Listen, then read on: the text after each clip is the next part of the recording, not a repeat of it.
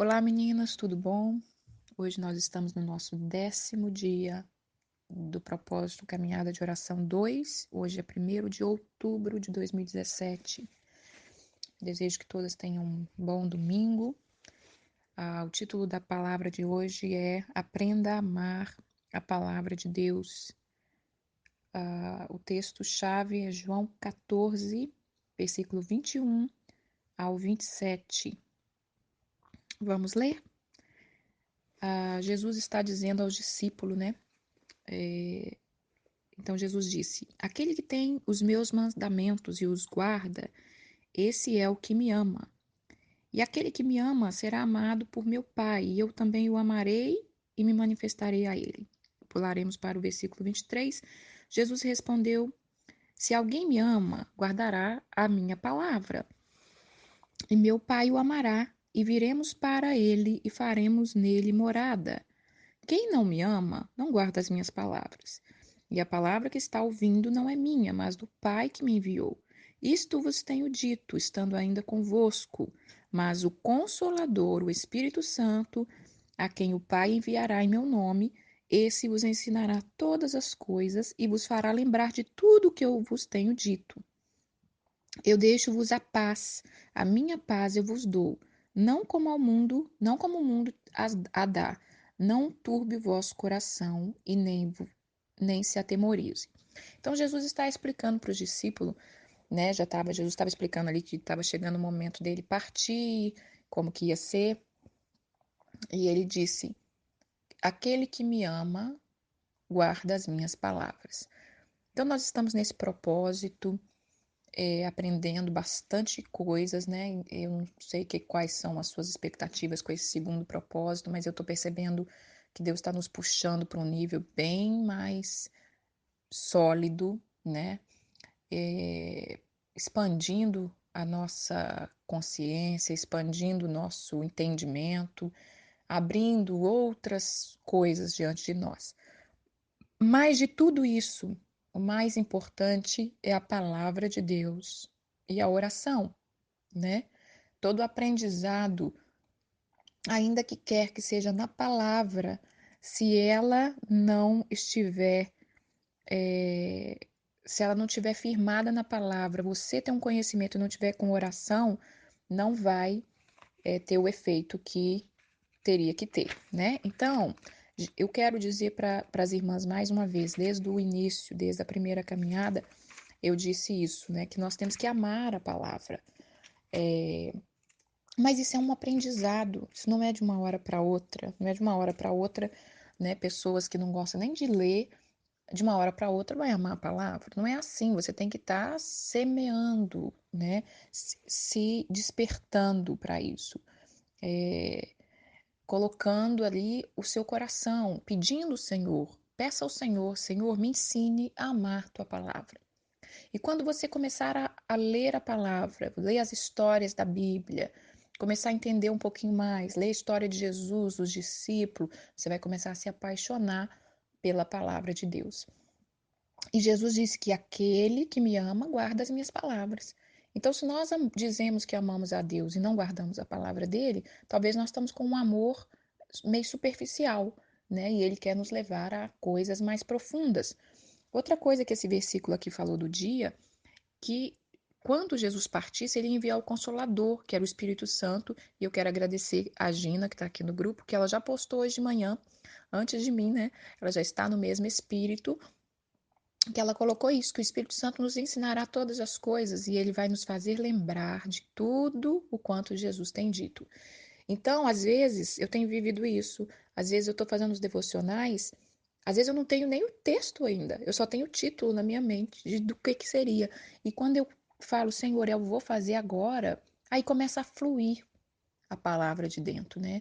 Então, de dentro da gente. Por isso que quando você lê, você vai estar enchendo o seu bom depósito para o dia que você precisar, para o dia que uma dúvida, uma angústia venha ao teu coração. O Espírito Santo tira lá do seu bom depósito aquela palavra, e a palavra de Deus é viva, porque a palavra de Deus ela é o próprio Deus. A palavra de Deus diz que Jesus é o verbo vivo, né, que se fez carne. Então Jesus ele é a própria palavra viva. que andou nessa terra. Então, lógico que eu gostaria, desde o primeiro, colocar esta palavra, mas Deus ele tem o seu controle de todas as coisas. Então, quando nós vimos ali tudo que foi falado até hoje, o devocional todo, além de estar dentro da palavra, tudo também tem a sua simbologia da palavra. Então, por exemplo, ontem eu disse da mulher samaritana que Jesus disse para ela que se ela cresce nele, fluiria fonte de água viva de dentro dela, que ela nunca mais teria sede. O que é essa fonte de água viva?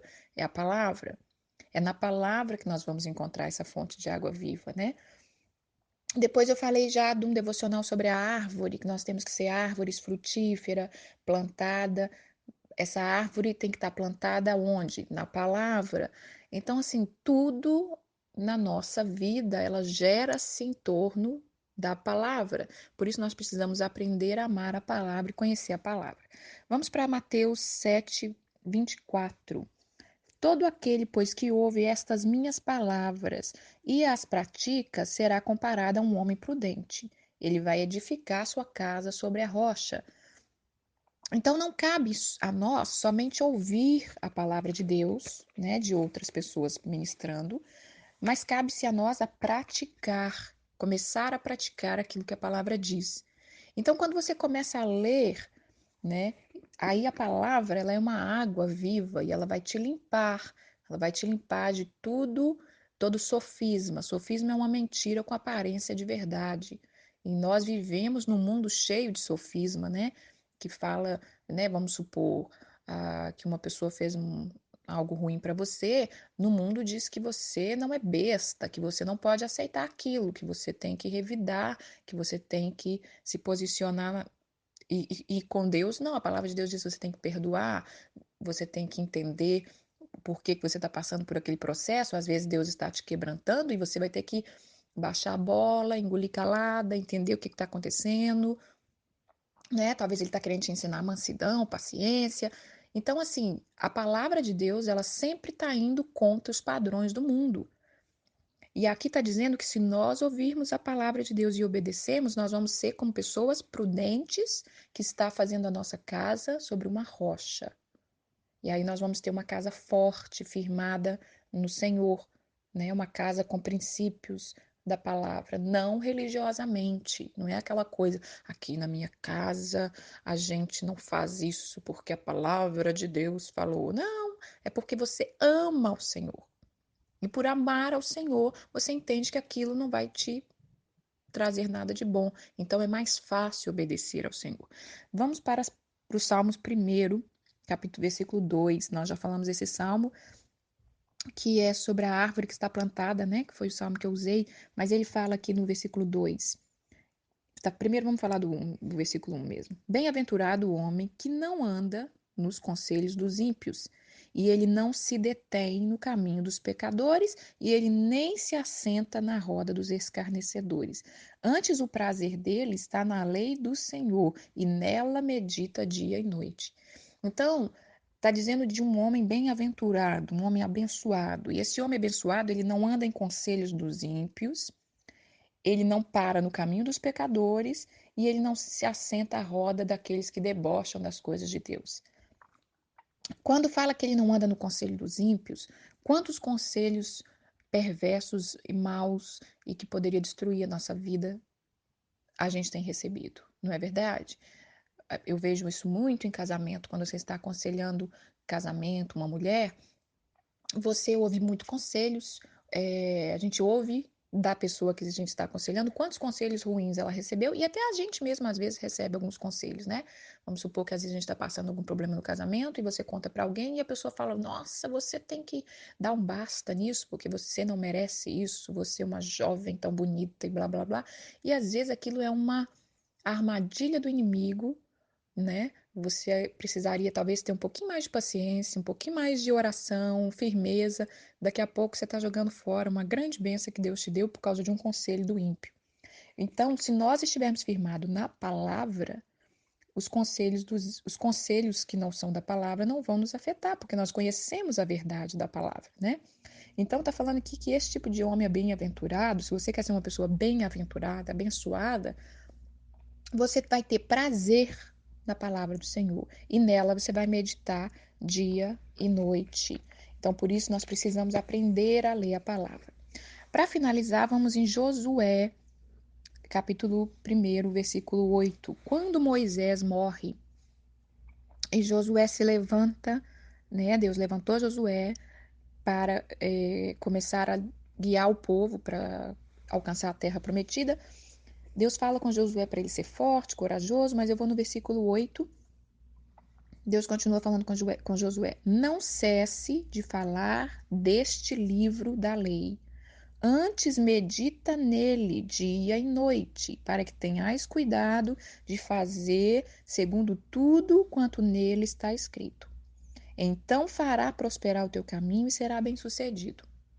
Então, irmãs, se você quer ter uma vida plena, bem-sucedida, em paz, como Jesus disse, eu vos deixo a paz, não como ao mundo te dá, temos que aprender a amar a palavra. Não é só ler, é amar. Porque quando nós amamos a palavra, que é a voz do próprio Deus, nós vamos obedecer com mais facilidade.